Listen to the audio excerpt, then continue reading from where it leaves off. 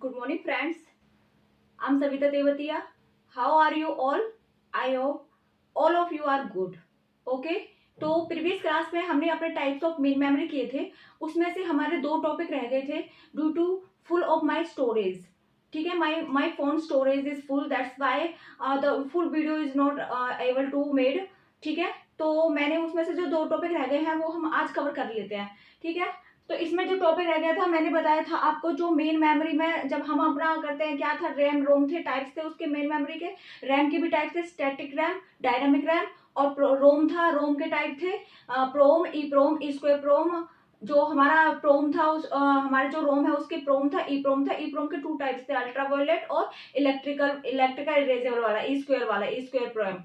ठीक है, E square प्रोम. तो उसमें हमने देखा था कि जो डेटा हम लेते हैं ना, जब जो सीपीयू है, सीपीयू क्या करता है, जैसे हम कैश मेमोरी का कॉन्सेप्ट हमने किया था, उसमें कैश मेमोरी हम किस किस के बीच में लगाते हैं, सीपीयू और मेन मेमोरी के बीच में. क्यों लगाते हैं? क्योंकि हमारी जो सीपीयू का एग्जीक्यूशन टाइम है वो हमारा फास्ट ही रहे. क्योंकि जैसे मेन मेमोरी है ये थोड़ा टाइम लगाती है, सीपीयू की जो स्पीड होती है वो बहुत फास्ट होती है, तो ये मैच नहीं कर पाती है, जिस वजह से सीपीयू को कई बार आइडियल रहना पड़ता है, तो उसका टाइम वेस्ट ही होता है. ठीक है, तो उसको हम प्रॉब्लम को रिजोल्व करने के लिए हमने कैश मेमोरी यूज करते हैं सीपीयू और मेन मेमोरी के बीच में.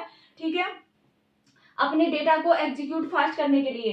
तो जो कैश मेमोरी होती है, ये जो सीपीयू ये क्या करता है, मेन मेमोरी में जाएगा. मेन में सबसे पहले तो जब हम डेटा एग्जीक्यूट करने के लिए जो भी यूजर को डेटा चाहिए, तो यूजर जैसे ही कमांड देगा तो सीपीयू जो है मेन मेमोरी के पास जाएगा, मेन मेमोरी सेकेंडरी मेमोरी के पास जाएगी. सेकेंडरी मेमोरी से जो भी डेटा है वो मेन मेमोरी में आता है पहले, फिर मेन मेमोरी से सीपीयू में आता है. ठीक है, तो जो सेकेंडरी मेमोरी से जो डेटा आएगा मेन मेमोरी में वो क्या आएगा, पेजेस की फॉर्म में आता है, और इसको वर्चुअल मेमोरी मैपिंग भी कहते हैं. सेकेंडरी मेमोरी वो होती है हमारी, जैसे हार्ड डिस्क वगैरह है, सेकेंडरी मेमोरी होती है.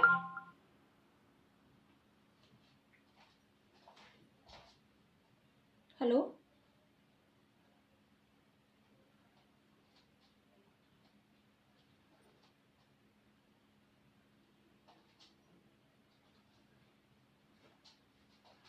सेकेंडरी मेमोरी हमारी सेकंड टाइप मेमोरी होती है. इसमें क्या होता है, जो हार्ड डिस्क वगैरह जिसमें हमारा डेटा परमानेंट स्टोर होता है.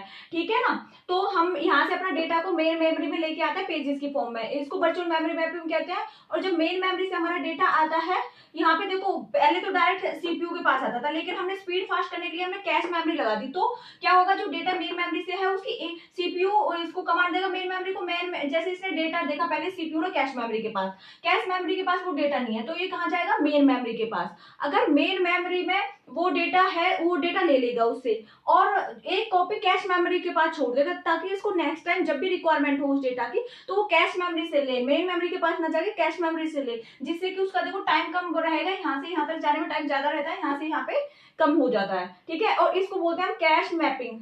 जो मेन मेमोरी से हमारे कैश मेमोरी के डेटा ला रहे हैं उसको हम कैश मैपिंग बोलते हैं. और ये जो डेटा है ये ब्लॉक की फॉर्म में होता है.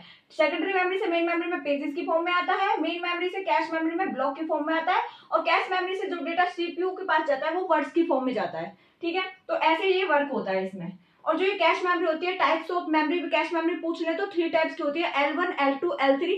इसमें ऐसे ऐसे होते हैं, यहाँ पे जैसे L1, यहाँ पे जैसे L1 आ गया, फिर यहाँ पे L2 आ गया, और यहाँ पे जैसे यहाँ पे L3 आ गया, ऐसे.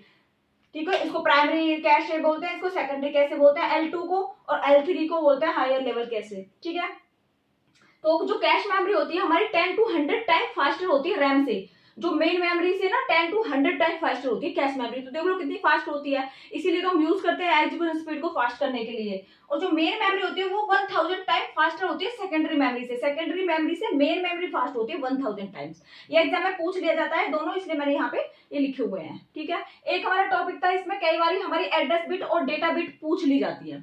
जैसे हमें ये क्वेश्चन दिया जाएगा इस टाइप से, और पूछेगा कि इसमें एड्रेस बिट बताओ और डेटा बिट बताओ.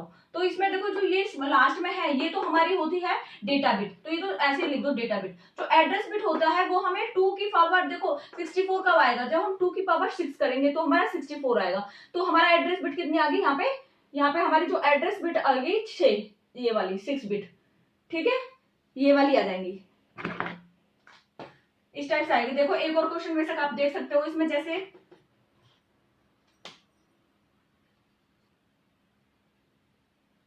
यहाँ पे देखो 32 है, 32 मल्टीप्लाई में यहाँ पे देखो, यहाँ पे के भी दे सकते हैं, यहाँ पे 32 है, मल्टीप्लाई में मैं यहाँ पे कुछ भी लिख सकती हूँ, जैसे 10 ही लिख दिया, जैसे सपोज करो 10 बिट। तो इसमें डेटा बिट कितनी है 10, ये क्या है इसमें डेटा बिट।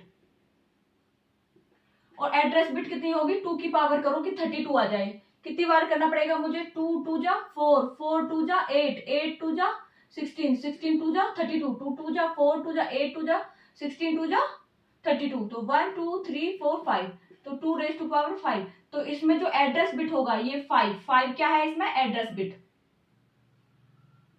ये एग्जाम में पूछ ले जाता है कई बार, ठीक है। तो ये दो टॉपिक हमारे लास्ट जो हमने क्लास की थी, कल जो हमने क्लास की थी उसके रह गए थे, तो मैंने सोचा कि आपका इसको कंप्लीट करा दूं, ठीक है। तो थैंक यू सो मच।